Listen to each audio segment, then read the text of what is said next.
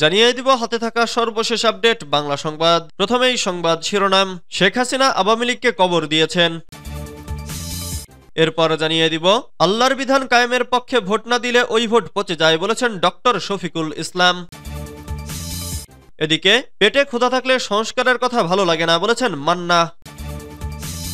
আরো জানিয়ে দিব আওয়ামী লীগের ধ্বংসস্তূপ থেকে ঘুরে দাঁড়াবে বাংলাদেশ বলেছেন রাশেদ প্রধান। সর্বশেষ জানিয়ে দিব ঘন কুয়াশায় ঢাকা পড়েছে কুড়িগ্রাম। এতক্ষণ শুনছিলেন সংবাদ শিরোনাম, এবারে বিস্তারিত। তবে অনুরোধ থাকবে ভিডিওটিতে একটি লাইক করবেন এবং কমেন্ট করে জানিয়ে দিবেন কোন জেলা থেকে আপনি আমাদের এই ভিডিওটি দেখছেন। শেখ হাসিনা আওয়ামী লীগকে কবর দিয়েছেন। বিএনপি চেয়ারপারসনের উপদেষ্টা আবুল খায়ের ভূঁইয়া বলেছেন, রংপুরে আমি মহিলা কলেজ প্রতিষ্ঠা করেছি। আমি প্রতিষ্ঠা করায় শেখ হাসিনা কলেজটি এমপিওভুক্ত করেননি। একজন প্রস্তাব নিয়ে এসেছিলেন বেগম ফজিলাতুন্নেসা কলেজ নামকরণ করা হলে এমপিওভুক্ত করা হবে। এটি ছিল আওয়ামী লীগের কাছে দলীয়করণের সর্বোচ্চ প্রভাব। শেখ হাসিনা আওয়ামী লীগকে কবর দিয়েছেন। আওয়ামী লীগকে রেখে তিনি পালিয়েছেন। শনিবার 23 নভেম্বর সন্ধ্যায় লক্ষ্মীপুর সদর উপজেলার দালালবাজার নবীন কিশোর উচ্চ বিদ্যালয়ে মাঠে সমমনা ঐক্য পরিষদের আয়োজিত শিক্ষামূলক প্রতিযোগিতার পুরস্কার বিতরণ অনুষ্ঠানে তিনি এসব কথা বলেন। খায়ের ভূঁইয়া বলেন, গঠনমূলক ও সমৃদ্ধিশালী রাষ্ট্র গঠনে আগামী দিনে শিক্ষার কোনো বিকল্প নেই। শিক্ষক, শিক্ষার্থী ও অভিভাবকদের মধ্যে সম্পর্ক গড়ে তুলতে হবে। যদি পরিকল্পনা অনুযায়ী আমরা এগিয়ে যেতে পারি তাহলে এদেশ থেকে দারিদ্রতা ও বেকারত্ব থেকে মুক্ত করতে পারব। মানুষের অধিকার প্রতিষ্ঠার গণতান্ত্রিক মূল্যবোধ প্রতিষ্ঠা হবে। সমমনা ঐক্য পরিষদের সভাপতি কামাল হোসেন বিলাসের সভাপতিত্বে ও সাধারণ সম্পাদক বিলায়েত হোসেনের সঞ্চালনায় এতে বিশেষ অতিথি ছিলেন ব্যবসায়ী এইচ আল রশিদ পাটোয়ারি টিটু, সুপ্রিম কোর্টের আইনজীবী নাজমুল করিম রাব্বি, ব্যবসায়ী ইঞ্জিনিয়ার ওমর সিদ্দিকী বেলাল, সিদ্দিকুর রহমান ও দেলোয়ার হোসেন অপু। আল্লাহর বিধান কায়েমের পক্ষে ভোট না দিলে ওই ভোট পচে যায় বলেছেন ডক্টর শফিকুল ইসলাম। বাংলাদেশ জামাতে ইসলামীর কেন্দ্রীয় কর্মপরিষদের সদস্য ও ঢাকা মহানগরী দক্ষিণের সেক্রেটারি, বাউফল উন্নয়ন ফোরামের চেয়ারম্যান ডক্টর শফিকুল ইসলাম মাসুদ বলেছেন, ভোটারের পছন্দের প্রার্থী বিজয়ী না হলে তার দেয়া ভোট পচে না, বরং আল্লাহর বিধান কায়েমের পক্ষে ভোট না দিয়ে মাদক কারবারি, চাঁদাবাজ, দুর্নীতিবাজ, সন্ত্রাসী, দখলদার, জনগণের সম্পদ লুট করা চোর ডাকাতকে ভোট দিলেই ওই ভোট পচে যায়। যারা নিজস্ব মতবাদে দেশ পরিচালনা করে তাদেরকে ভোট দিলে সেই ভোট পচে যায়। পচা ভোটের দূষিত ব্যাকটেরিয়া সমাজে ছড়িয়ে পড়ে ব্যাধিতে রূপান্তর হয়। ওই ব্যাধিতে ভোটারকেই আক্রান্ত হতে হয়। শনিবার 23 নভেম্বর দুপুরে পটুয়াখালীর বাউফল উপজেলা সভাকক্ষে জামাতে ইসলামীর বাছাইকৃত কর্মী ও ওয়ার্ড দায়িত্বশীলদের শিক্ষা শিবির অনুষ্ঠানে প্রধান অতিথির বক্তব্যে তিনি এসব কথা বলেন।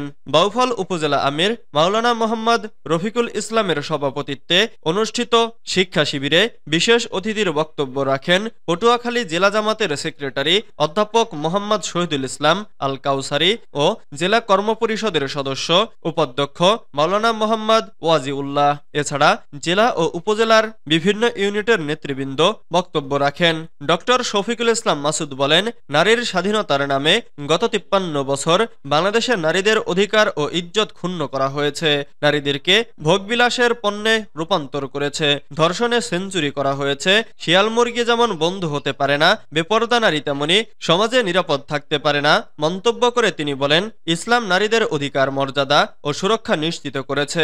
ইসলামী রাষ্ট্র ব্যবস্থায় নারী অধিকারের নামে নারীদের ইজ্জত লুণ্ঠনের সুযোগ নেই। নারীদের নিরাপত্তা বিঘ্ন ঘটতে পারে না। বাংলাদেশ যদি ইসলামী রাষ্ট্র ব্যবস্থায় পরিচালিত হতো তাহলে ফেনীর মতো নিরীহ বোনদের সীমান্তে ভারত গুলি করে হত্যা করতে পারত না। ঢাকা বিশ্ববিদ্যালয়ে ধর্ষণের সেঞ্চুরি করে মিষ্টি বিতরণ করতে পারত না। রাজনৈতিক দলের পদবি দেওয়ার নামে নেতাদের কাছে নারীরা ভোগপণ্য হতো না। পেটে ক্ষুধা থাকলে সংস্কারের কথা ভালো লাগে না বলেছেন মান্না।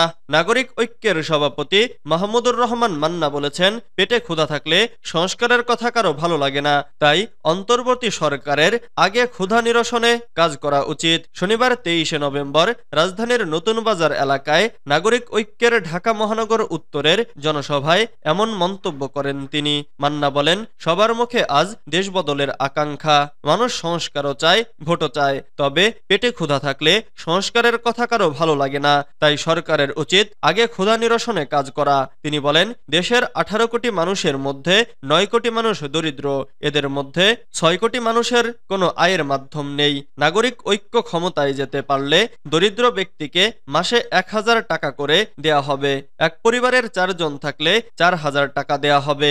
মাহমুদুর রহমান মান্না অভিযোগ করেন, সরকারের কেউ রাজনৈতিক দলগুলোর সঙ্গে কথা বলতে চায় না, কিন্তু সরকার যত কথা বলবে ততই ভালো কাজ হবে।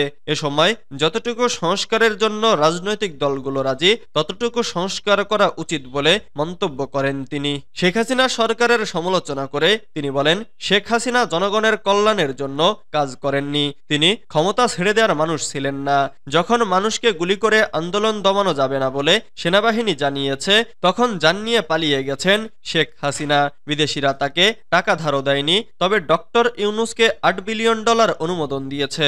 যে বিদেশিরা শেখ হাসিনার সময় টাকা পাঠানো বন্ধ করে দিয়েছিল, তারা ডক্টর ইউনূস আসার পর আরো টাকা পাঠাতে শুরু করেছে।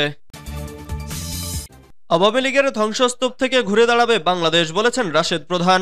জাতীয় গণতান্ত্রিক পার্টির সহসভাপতি ও দলীয় মুখপাত্র রাশেদ প্রধান বলেছেন, ক্ষমতাচ্যুত আওয়ামী লীগ সরকারের বিগত 17 বছরের ধ্বংসস্তূপ থেকে ঘুরে দাঁড়াতে শুরু করেছে বাংলাদেশ। আশা করি একটি অবাধ, সুষ্ঠু ও গ্রহণযোগ্য নির্বাচনের মধ্য দিয়ে বাংলাদেশ স্বনির্ভর হয়ে উঠবে। দারিদ্র্য বিমোচনে বর্তমান, অন্তর্বর্তী এবং আগামীর সরকার বড় সহায়ক ভূমিকা পালন করবে। শনিবার 23 নভেম্বর দুপুরে রাজধানীর পুরান ঢাকায় নয়া গণতান্ত্রিক পার্টি এনজিপি আয়োজিত মাওলানা আব্দুল হামিদ খান ভাসানীর 48তম মৃত্যুবার্ষিকী উপলক্ষে আলোচনা সভা ও দোয়া মাহফিলে প্রধান অতিথির বক্তব্যে তিনি এসব কথা বলেন। রাশেদ প্রধান বলেন, আমাদের মনে রাখতে হবে, শহীদ প্রেসিডেন্ট জিয়াউর রহমান তার উদারতার কারণে শেখ হাসিনাকে বাংলাদেশের রাজনীতি করার সুযোগ দিয়েছিলেন। শেখ হাসিনা দেশে প্রবেশের 13 দিনের মাথায় শহীদ জিয়াকে জীবন দিতে হয়েছিল। একইভাবে বিএনপি যদি উদার রাজনীতির নামে আওয়ামী লীগকে বাংলার মাটিতে রাজনীতি করার সুযোগ দেয়, তাহলে এই আওয়ামী লীগই বিএনপি সহ আমাদের নিঃশেষ করার খেলায় নামবে। সুতরাং সব দলমত এক হয়ে আওয়ামী লীগকে নিষিদ্ধ করা প্রয়োজন। ঘন কুয়াশায় ঢাকা পড়েছে কুড়িগ্রামে তাপমাত্রা কমে বাড়তে শুরু করেছে শীতের তীব্রতা।